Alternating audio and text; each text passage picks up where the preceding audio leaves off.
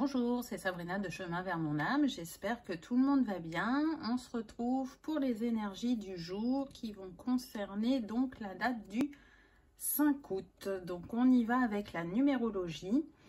Donc on prend le jour, on est sur le 5. Donc le 5 il va nous parler de mouvement, d'évolution, d'exploration, de changement. On est dans une énergie yang. Donc on est poussé, je dirais, à l'action. En tout cas, s'il y a trop de mouvements, si on est trop éparpillé, on va être dans l'instabilité. Donc encore une fois, il y a un besoin de trouver un juste équilibre, je dirais, dans les actions que vous allez mener ce jour.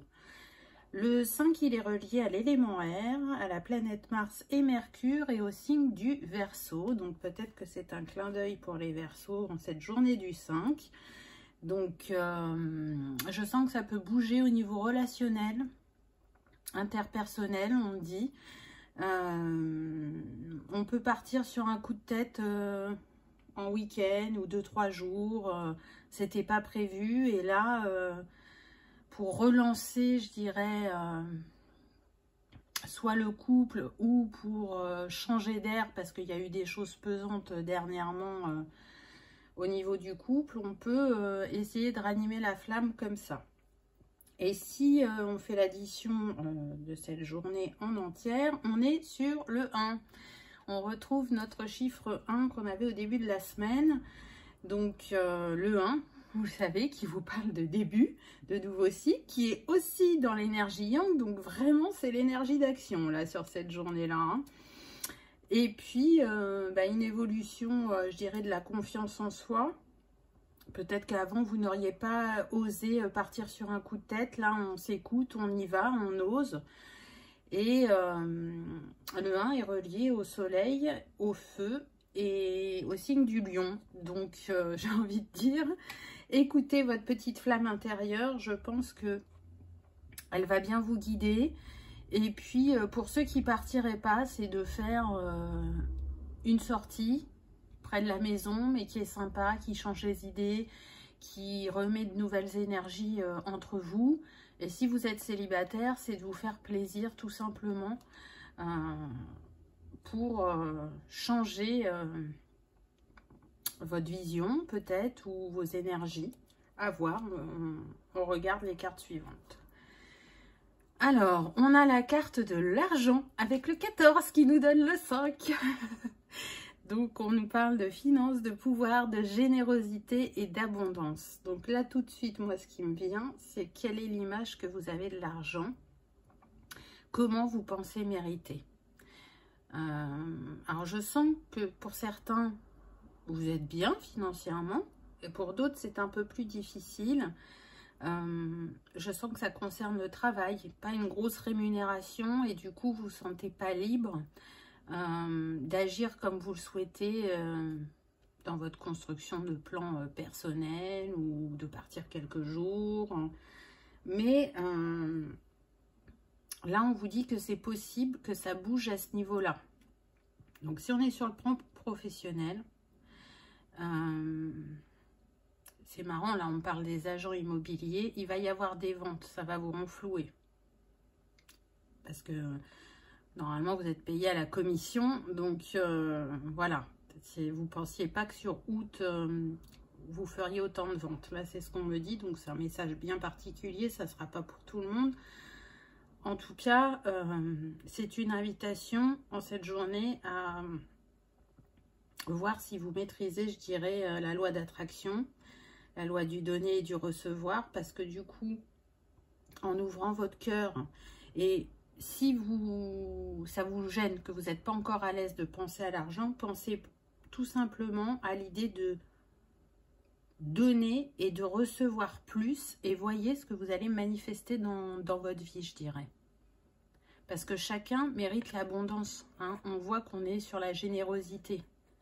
Donc on est sur des personnes généreuses, et qui aimerait peut-être se donner plus et donner plus aux autres.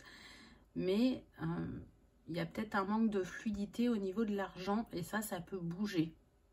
Donc, travaillez sur vos croyances reliées à l'argent. Ensuite, on a le 4 d'épée. Donc, c'est intéressant parce que ce 4, il vient nous parler justement d'une guérison, de retrouver une stabilité dans ses énergies et ses pensées pour ouvrir une nouvelle porte. Donc, je pense qu'à travers ce portail du lion, on vous fait travailler aussi sur l'abondance, sur ce que vous méritez, comme je vous disais précédemment, pour manifester plus financièrement, pour vous offrir le meilleur. Alors, tout n'est pas relié au plan matériel, hein, bien évidemment. Mais là, pour ceux qui recherchent ce côté financier, on me dit qu'il y a des libérations sur le transgénérationnel qui sont en cours pour que vous manifestiez différemment dans votre vie. Ensuite, on a eu le 8 de bâton. Donc là, on voit bien que cette femme, elle avance, elle se recentre, elle trouve des solutions. Donc peut-être que si vous avez eu un creux au niveau professionnel, si vous êtes à votre compte, vous allez avoir une idée lumineuse qui va ramener plus de clients, je dirais. Et du coup, vous allez être dans le recevoir. Je m'autorise à recevoir ce que je mérite, je dirais. On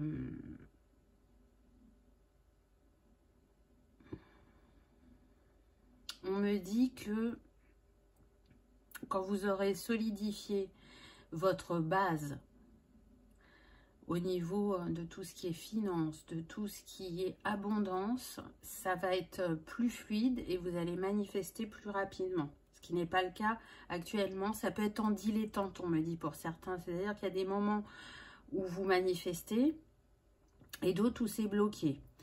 Pour en revenir au couple, il y avait besoin d'une guérison aussi vis-à-vis du donner et du recevoir sur le couple. Et c'est en cours pour certains. Et du coup, vous allez aller plus facilement vers l'autre. Donc, vous voyez, là, on est plus sur relationnel financier. Pardon. On va voir ce que les autres cartes nous disent. Ah, bah on retrouve Neptune. On l'a déjà eu cette semaine. Donc, c'est chouette parce que c'est ces énergies, la précédente, qui peuvent être un petit peu difficiles ou qui peuvent un peu chahuter. Là, on vous dit que quand même Neptune est là et qu'il retourne vos énergies vers du positif, vers l'inspiration, vers l'illumination, vers la foi sur le fait que vous allez y arriver, la foi en la vie et du coup de sortir de cette période de flou, hein, parce que Neptune, il peut mettre dans le flou. Donc, si vous étiez dans ces énergies-là, à pas savoir quoi faire ou à ne pas comprendre, là, on vous apporte un éclaircissement, une lumière. Pardon. Avec ce chakra de la gorge là qui s'exprime difficilement, je pense que pour certains, vous n'avez pas osé parler de votre situation si vous avez rencontré des difficultés. Il est possible que certains aient caché leur situation financière à leur conjoint ou à leur famille. Alors non pas que c'était catastrophique, mais c'était une période pas facile pour vous et vous avez trouvé des subterfuges pour ne pas aller à tel endroit ou pour ne pas faire telle chose, pour pas montrer à l'autre ou aux autres que vous ne pouviez pas financièrement. Mais là, il y a un basculement qui s'opère à ce niveau-là. Ensuite, on a eu la maison 10 qui nous parle justement de carrière professionnelle, d'ambition, de vie publique.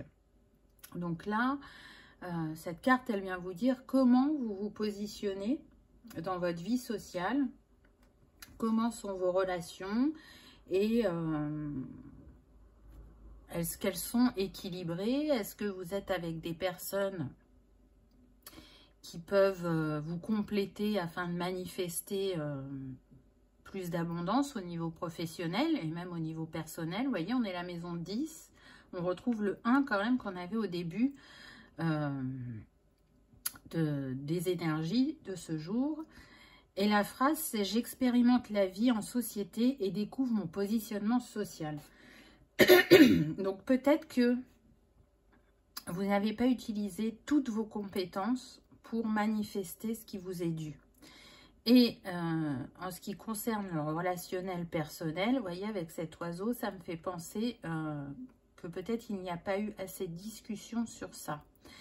J'entends panier percé, donc peut-être que pour ceux qui ont un compte en commun, il y a un des deux qui ne compte pas à la dépense. Et du coup, l'autre est gêné par ce mode de fonctionnement parce que on est sur des personnes qui vont plutôt faire attention. Donc, il y a un équilibre à trouver à ce niveau-là.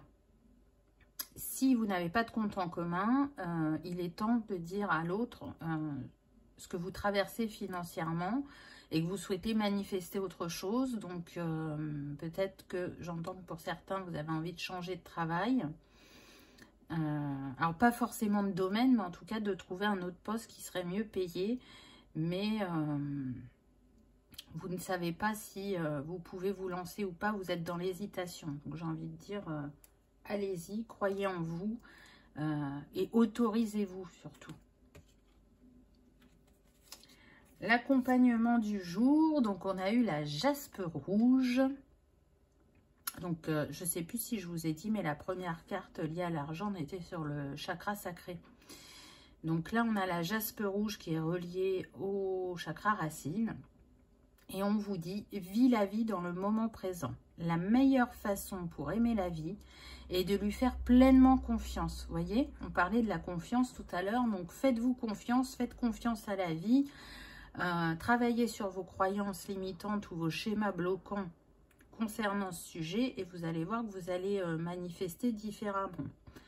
La jaspe rouge, elle vient aussi vous parler d'ancrage, donc peut-être que vous n'êtes pas assez ancré. Donc ça peut être un exercice à faire quotidiennement, de la manière dont vous le sentez. Ça peut être avec des cristaux, avec de la méditation, avec de la visualisation. À vous de voir ce qui vous appelle. En tout cas, soyez dans le moment présent. Ne vous prenez pas trop la tête, faites confiance, faites comme si c'était déjà là et remerciez.